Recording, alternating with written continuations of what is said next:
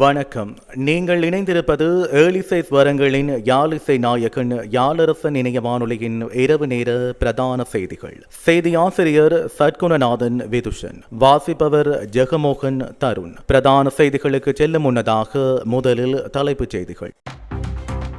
ஜனாதிபதி தேர்தலை புறக்கணியுங்கள், கஜேந்திரன் எம்பி தெரிவிப்பு. மஹிந்த கோட்டைக்குள் ஏற்பட்ட குழப்பம். ரத்தினபுரி KS தோட்ட பகுதியில் தோட்ட தொழிலாளர் மீது தாக்குதல். படையினரால் நிர்மாணிக்கப்படும் பூங்காவிற்கு எதிர்ப்பு தெரிவித்து போராட்டம். முள்ளிவாய்க்கால் சென்ற ஊர்தியை மறித்த போலீசார், ஏற்பட்ட குழப்ப நிலை.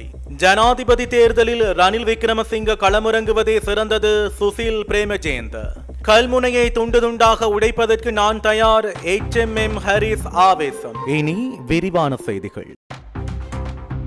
ஜனாதிபதி தேர்தலில் ரணில் விக்ரமசிங்க களமிறங்குவதே சிறந்தது, அவருக்கே சவாலை எதிர்கொண்ட அனுபவம் உள்ளது என ஸ்ரீலங்கா பொதுஜன பெரமுன கட்சியின் நாடாளுமன்ற உறுப்பினரும் அமைச்சருமான சுசில் பிரேமஜேந்த தெரிவித்துள்ளார். புதிய அரசியல் கூட்டணிகள் விரைவில் உதயமாகும். எனவே மக்கள் நலன் சார்ந்த, அதேபோல எமது கொள்கையுடன் ஒத்துப்போகக்கூடிய தரப்புடன் இணைந்து நாடாளுமன்ற தேர்தலை சந்திப்பேன் என அவர் தெரிவித்துள்ளார். அமைச்சர் சுசில் பிரேமஜேந்த தற்போது சுயாதீனமாக செயற்படுவதுடன் நிமல் ஆன்சா தரப்புடன் இணைந்து செயற்பட்டு வருகின்றார் என்பது குறிப்பிடத்தக்கது.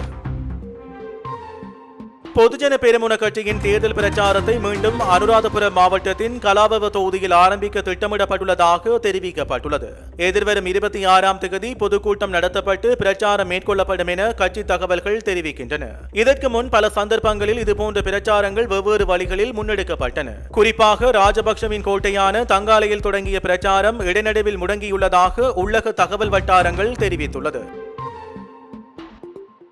கல்முனையை துண்டு துண்டாக உடைப்பதற்கு நான் தயார், இதற்கு தமிழ் தலைவர்கள் தயாரா என பாராளுமன்ற உறுப்பினர் சட்டத்தரணி HMM ஹரிஸ் கேள்வி எழுப்பியுள்ளார். கல்முனை மாநகர கேட்போர் கூடத்தில் இன்று இடம்பெற்ற ஊடகவியலாளர் மாநாட்டில் கலந்து கொண்டு உரையாற்றும் போதே அவர் மேற்கண்டவாறு தெரிவித்துள்ளார். தொடர்ந்து அவர் கருத்து தெரிவிக்கையில், நான் பயமின்றி குறிப்பிடுகின்றேன், உலகமே நிற்கின்றது, நாடு பிரியக்கூடாது. ஆனால் நான் இந்த நகரத்தின் மக்கள் தலைவன் சொல்லுகிறேன், கல்முனையை நாங்கள் பிரிப்போம், இதற்கு தைரியமுள்ள தமிழ் தலைவர்கள் முன்வரட்டும். கொழும்பு மாநகரம் இருக்கின்றது, அங்கு இருக்கின்ற வெள்ளவத்தை மற்றும் இருக்கின்ற தமிழ் பிரதேசங்களை வைத்து அங்குள்ள மாநகரத்தை தமிழர்களுக்காக பிரித்து கொடுப்பதற்காக குறைந்தது ஒரு முகநூல் பதிவை ஏனும் இவர்களால் போட முடியுமா? கல்முனையில் உள்ள விசேட அம்சம் என்னவென்றால் 4 சமூகங்கள் இருக்கின்றது, அவர்கள் ஒற்றுமையாக வாழ வேண்டும். எனவேதான் தமிழ் இளைஞர்கள், புத்திஜீவிகள் நாங்கள் இணைந்து இந்த மக்களுக்காக ஒற்றுமையாய் பயணிக்க வேண்டும், ஒற்றுமையாக வாழ வேண்டி இருக்கின்றது. அதற்காக அழைப்பை நான் விடுக்கின்றேன் என அவர் தெரிவித்துள்ளார்.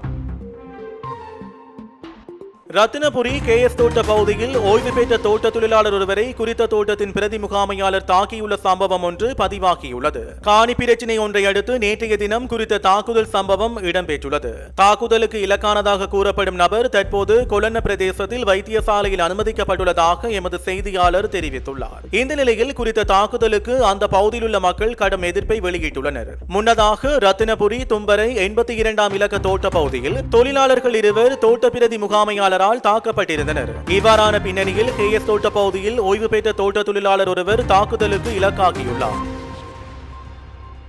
கெக்கிராவ பிரதேசத்தில் இடம்பெற்ற வாகன விபத்தில் ஒருவர் உயிரிழந்துள்ளார். நேற்றிரவு 2 மோட்டார் சைக்கிள்கள் ஒன்றுடன் ஒன்று மோதியதில் இந்த விபத்து இடம்பெற்றுள்ளதாக போலீசார் தெரிவித்தனர். விபத்தில் படுகாயமடைந்த மோட்டார் சைக்கிள் ஓட்டுநர்கள் இருவர் உட்பட 3 சிகிச்சைக்காக கெக்கிராவை வைத்தியசாலையில் அனுமதிக்கப்பட்டதுடன் மேல்திக சிகிச்சைக்காக தம்புள்ளை வைத்தியசாலைக்கு மாற்றப்பட்ட நிலையில் ஒருவர் உயிரிழந்துள்ளார். உயிரிழந்தவரின் அடையாளம் இதுவரை உறுதி செய்யப்படவில்லை என போலீசார் தெரிவித்துள்ளனர். சடலம் தம்புள்ளை வைத்தியசாலையின் பிரேத அறையில் வைக்கப்பட்டுள்ளதோடு சம்பவம் தொடர்பில் கெக்கிராவ போலீசார் மேலதிக விசாரணைகளை மேற்கொண்டு வருகின்றனர்.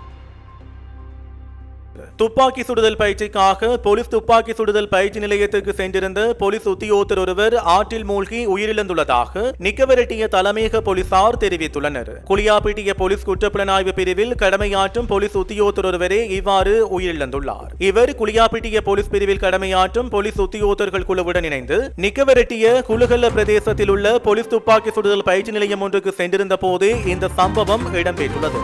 இந்த சம்பவம் தொடர்பான மேலதிக விசாரணைகளை நிக்கவரெட்டிய தலைமையக போலீசார் மேற்கொண்டு வருகின்றனர். கல்மடு குளத்தில் விடப்பட்ட மீன் குஞ்சுகளின் அறுவடை காலம் நெருங்கியுள்ள நிலையில் அதன் அறுவடை ஆரம்ப நிகழ்வை இன்று அமைச்சர் டக்ளஸ் தேவானந்தா சம்பிரதாயபூர்வமாக ஆரம்பித்து வைத்துள்ளார். தேசிய நன்னீர் மீன் உற்பத்தியினை மேம்படுத்துவதுடன் உணவு பாதுகாப்பு மற்றும் போசனையை உறுதி செய்யவும் கிராமிய மக்களின் வாழ்வாதாரத்தினை வளப்படுத்துவதையும் நோக்காக கொண்டு இந்த திட்டம் முன்னெடுக்கப்படுகின்றது. இதனூடாக கல்மடு பகுதியை சேர்ந்த 75க்கும் மேற்பட்ட நன்னீர் மீன்பிடி குடும்பங்களின் வாழ்வாதாரத்தை மேம்படுத்தும் நோக்கோடு அமைச்சர் டக்ளஸ் தேவானந்தவினால் கடந்த ஜனவரி மாதம் சுமார் 1 லட்சம் மீன் குஞ்சுகள் விடப்பட்டிருந்தன. அத்துடன் நன்னீர் மீன்பிடியாளர்களின் நலன் கருதி அவர்களது தொழில் நடவடிக்கைகளுக்காக சிறு படகுகளும் அமைச்சரால் வழங்கி வைக்கப்பட்டுள்ளது. முன்பதாக நாட்டில் நடைபெற்று வந்த பயங்கரவாத யுத்தம் உக்கிரமடைந்திருந்த 2008ஆம் ஆண்டின் இறுதி பகுதியில் புலிகளால் திட்டமிட்ட வகையில் உடைக்கப்பட்ட இந்த கல்மடு குளமானது விவசாயம் மற்றும் நன்னீர் மீன்பிடி தொழிலாளர்களின் வாழ்வாதாரத்தை கருத்தில் கொண்டு அமைச்சர் டக்ளஸ் தேவானந்தாவின் முயற்சியால் நீர்ப்பாசன செழுமை திட்டத்துக்கு அமைய உலக வங்கியின் நிதி ஒதுக்கீட்டில் 800 மில்லியன் செலவில் புனரமைப்பு செய்யப்பட்டது. இதனையடுத்து குறித்த குளத்தில் நன்னீர் மீன்பிடியாளர்களின் நலன் கருதி மீன் குஞ்சுகள் விடப்பட்டிருந்தன. இந்நிலையில் குறித்த மீன்களின் அறுவடை காலம் வந்துள்ள நிலையில் இன்று மாலை கல்மடு குளத்துக்கு விஜயத்தை மேற்கொண்டிருந்த அமைச்சர் குறித்த நடவடிக்கைகளை மேற்கொண்டிருந்தமை குறிப்பிடத்தக்கது. யுத்தத்தின் போது முள்ளிவாய்க்காலில் உயிரிழந்த மக்களின் ஆத்ம சாந்தி பிரார்த்தனையும் பிதிர்க்கடன்களை நிறைவேற்றுதலும் இன்றைய தினம் இடம்பெற்றுள்ளது.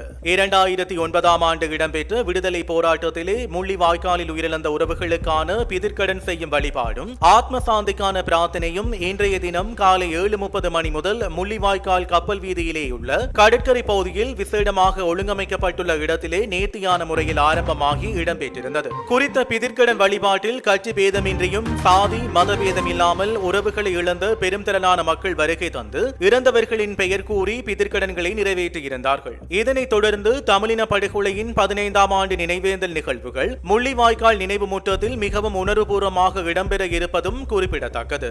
மேலும் மன்னாரில் இன்றைய தினம் காலை 9 மணியளவில் தமிழரசு கட்சியின் மன்னார் கிளையின் ஏற்பாட்டில் முள்ளிவாய்க்கால் நினைவேந்தல் நிகழ்வுகள் இடம்பெற்றன.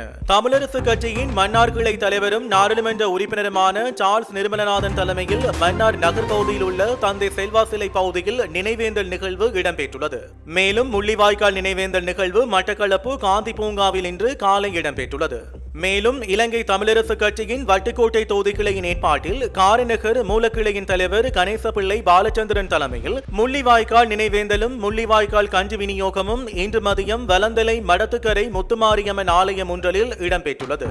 கிழக்கு பல்கலைக்கழகத்தில் முள்ளிவாய்க்கால் நினைவேந்தல் நிகழ்வு நடைபெற்றுக் கொண்டிருக்கும் போது அங்கு வந்த ஏராவூர் போலீசார் முள்ளிவாய்க்கால் கஞ்சி வழங்கும் நிகழ்வினை தடுக்கும் வகையிலான அட்டகாசம் புரிந்துள்ளனர். தமிழின இனப்படுகொலை வாரத்தின் இறுதி நாள் நிகழ்வுகள் இன்றைய தினம் வடகிழக்கில் உணர்வுபூர்வமாக நடைபெற்று வருகின்றது. கிழக்கு பல்கலைக்கழகத்தில் இன்று முள்ளிவாய்க்கால் நினைவேந்தல் வாரம் அனுஷ்டிக்கப்பட்ட நிலையில் அங்கு வந்த போலீசார் அங்கிருந்த மாணவர்களை அச்சுறுத்தியதுடன் அங்கு கட்டப்பட்டிருந்த கொடிகளையும் அறுத்து சென்றனர். எனினும் பல்கலைக்கழக மாணவர்களினால் தொடர்ச்சியாக முள்ளிவாய்க்கால் கஞ்சி பரிமாறும் செயற்பாடுகள் முன்னெடுக்கப்பட்ட நிலையில் மீண்டும் அங்கு வந்த ஏராவூர் போலீஸ் நிலைய பொறுப்பதிகாரி தலைமையிலான போலீசார் பதாதைகளை அகற்றியதுடன் அங்கு சுடரேற்ற வேண்டாம் என அச்சுறுத்தியதோடு அங்கிருந்தவர்களை புகைப்படம் எடுத்து அச்சுறுத்தும் செயற்பாடுகளும் முன்னெடுக்கப்பட்டுள்ளன. வவுனியாவில் முள்ளிவாய்க்கால் நினைவேந்தலின் 15வது ஆண்டு நிறைவை முன்னிட்டு தமிழர் தாயக காணாமல் ஆக்கப்பட்டோர் சங்கத்தினரால் கவனஈர்ப்பு போராட்டம் முன்னெடுக்கப்பட்டுள்ளது. குறித்த கவனஈர்ப்பு போராட்டமானது இன்றைய தினம் தமிழர் தாயக காணாமல் ஆக்கப்பட்டோர் சங்கத்தினரின் போராட்ட இல்லத்திற்கு முன்பாக நடைபெற்றுள்ளது. இனப்படுகொலைக்கு நீதி கோரியும் காணாமல் ஆக்கப்பட்டோரை விடுதலை செய்ய கோரியும் இந்த கவனஈர்ப்பு போராட்டம் முன்னெடுக்கப்பட்டுள்ளது. தமிழ் தேசிய மக்கள் முன்னணியின் ஏற்பாட்டில் போராட்டமானது இன்று மாலை 2:30 மணியளவில் சட்டத்தரணி சுகாஸ் தலைமையில் இடம்பெற்றது. டிப்போ சந்தையில் அமைந்துள்ள ராணுவ கட்டுப்பாட்டில் உள்ள யுத்த வெற்றி நினைவு சின்னம் அமைந்துள்ள பகுதியில் ராணுவத்தினரால் சிறுவர் பூங்கா அமைக்கப்படும் நிலையில் குறித்த எதிர்ப்பு போராட்டம் முன்னெடுக்கப்பட்டது. சம்பவ இடத்துக்கு விரைந்த போலீசார் போராட்டத்துக்கான காரணத்தை கேட்டு அமைதிப்படுத்த முனைந்தனர். இதன்போது அமைதியின்மை ஏற்பட்டது. தொடர்ந்து வீதி போக்குவரத்துக்கு இடமளித்து போராட்டம் செய்ய போலீசாரால் அனுமதிக்கப்பட்டது. தொடர்ந்து ராணுவத்தினரின் கட்டுப்பாட்டில் உள்ள குறித்த பகுதியை சுற்றியவாறு போராட்டத்தில் ஈடுபட்டதுடன் பிரதான வாயிலை மறித்து அமர்ந்தவாறு போராட்டத்தில் ஈடுபட்டனர். டிப்போ சந்தையில் அமைந்துள்ள ராணுவ வெற்றி சின்னம் அமைந்துள்ள வளாகத்தில் சிறுவர் பூங்கா ராணுவத்தினரால் அமைக்கப்பட்டு வருகின்றமை குறிப்பிடத்தக்கது. கிளிநொச்சியில் இருந்து முள்ளிவாய்க்கால் நோக்கி சென்று கொண்டிருந்த நினைவேந்தல் ஊர்தியை புதுக்குடியிருப்பு போலீசார் இடைநடுவில் மறித்து விசாரணைகளை மேற்கொண்டுள்ளனர். இறுதி யுத்தத்தில் மக்கள் பட்ட துன்பங்களை காட்சிப்படுத்தி சுமந்தபடி ஊர்தியானது முள்ளிவாய்க்கால் நோக்கி சென்று கொண்டிருந்த போது புதுக்குடியிருப்பு போலீசார் இடையில் மறித்து குறித்த ஊர்தியை சோதனையிட்டுள்ளனர். அதன் பின்னர் சாரதியிடம் உளவு இயந்திரத்தின் ஆவணங்களை காண்பிக்குமாறு கூறி குறித்த ஆவணங்களை தொலைபேசியில் புகைப்படமும் எடுத்துள்ளனர். மேலும் குறித்த ஊர்தியை போலீசார் நீண்ட நேரமாக வழிமறித்து பின் செல்லுமாறு அனுமதித்துள்ளதால் சற்று நிமிடம் அந்த இடத்தில் குழப்ப நிலை ஏற்பட்டுள்ளது.